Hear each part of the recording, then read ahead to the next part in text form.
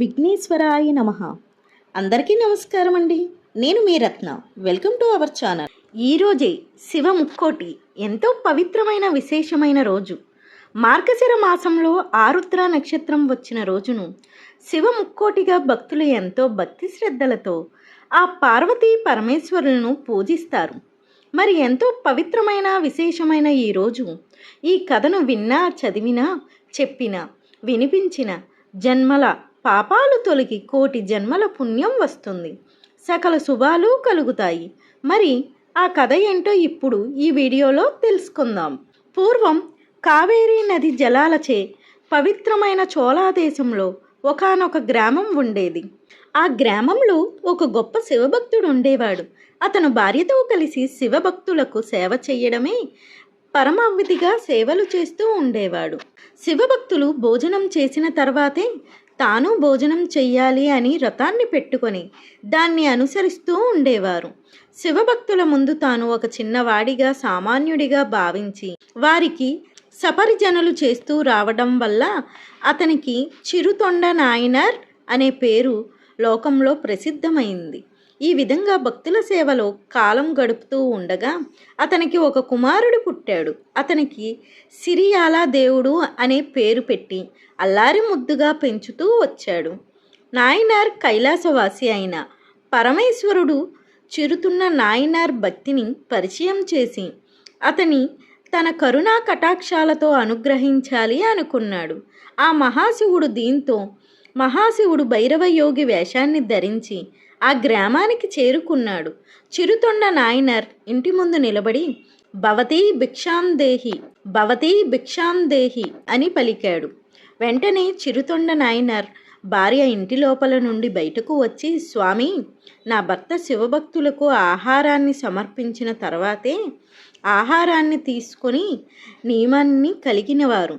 ఈరోజు భక్తులు ఎవరో మా ఇంటికి రానందున వారిని వెతుక్కుంటూ ఆయన బయలుదేరారు. వారు మిమ్మల్ని చూస్తే ఎంతో ఆనందిస్తారు. మీరు ఇంటి లోపలికి వచ్చి ఆశీర్ను కాండి అని ప్రార్థించింది. దీంతో భైరవ వేషధారి అయిన శివుడు ఇలా పలికాడు, నేను చిరుతొండ నాయనర్ని చూడడానికి ఇక్కడికి వచ్చాను. వారు లేనప్పుడు ఇంటిలోకి నేను రాను. ఇక్కడే గణపతి సారం దేవాలయం సమీపంలో ఉన్న అత్తి చెట్టు కింద కూర్చొని ఉంటాను. నీ భర్త ఇంటికి వస్తే నేను అక్కడ ఉన్నట్టు చెప్పండి అని చెప్పి అక్కడి నుంచి వెళ్ళిపోయాడు.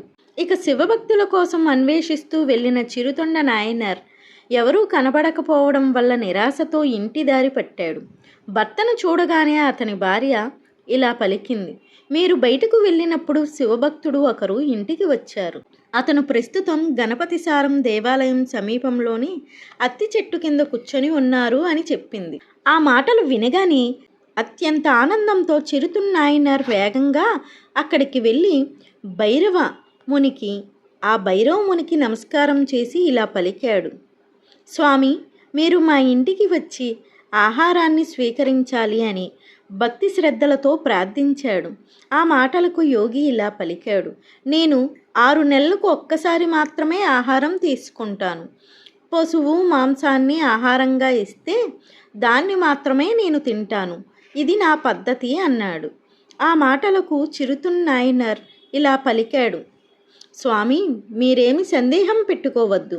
నా దగ్గర పశువులు, దున్నపోతులు, పొట్టేళ్ళు, మేకలు మందలుగా ఉన్నాయి.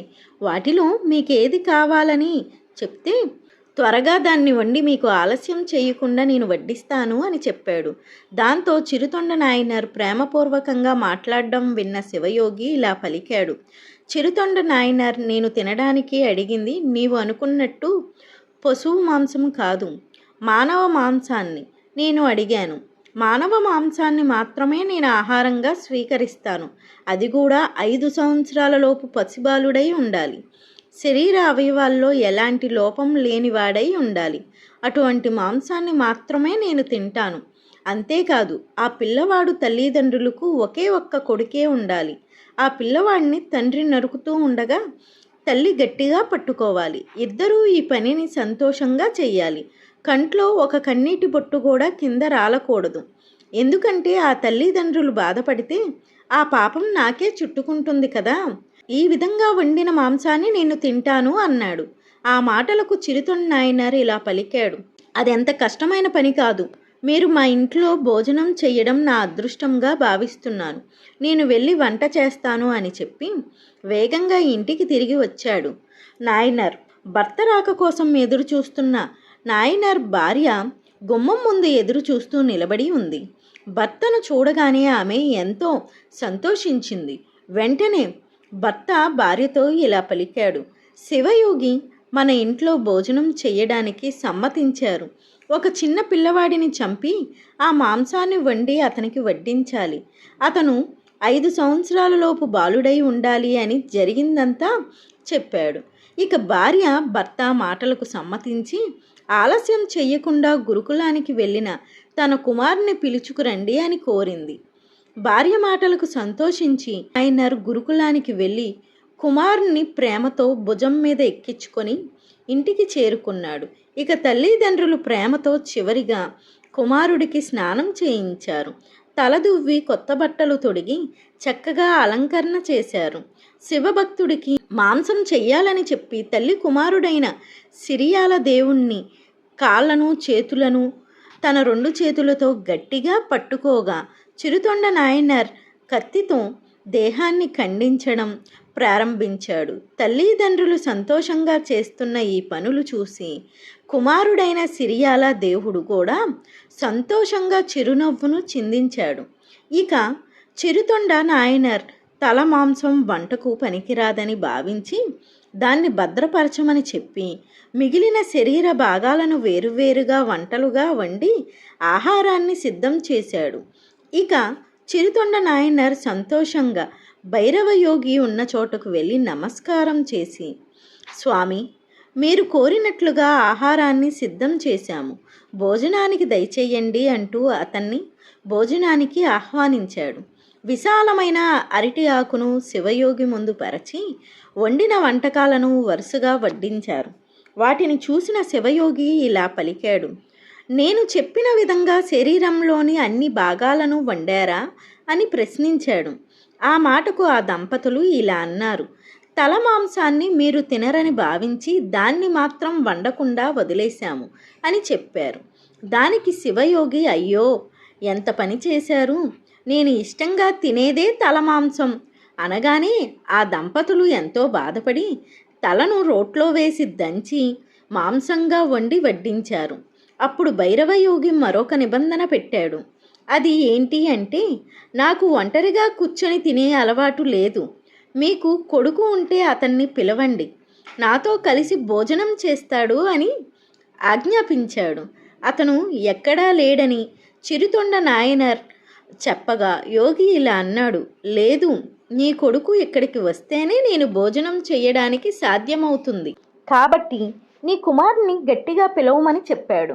ఆ విధంగా దంపతులు శివయోగి చెప్పినట్లు గట్టిగా సిరియాల దేవుణ్ణి పిలవగానే సిరియాల దేవుడు గురుకుల ఆశ్రమం నుంచి వస్తున్నట్లుగా పరిగెత్తుకుంటూ వచ్చాడు.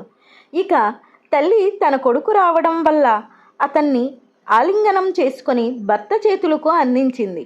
కొడుకు రావడం వల్ల ఇక శివభక్తుడు ఆహారాన్ని స్వీకరించాడు. వెంటనే భైరవ రూపంలో ఉన్న పరమేశ్వరుడు అదృశ్యమయ్యాడు.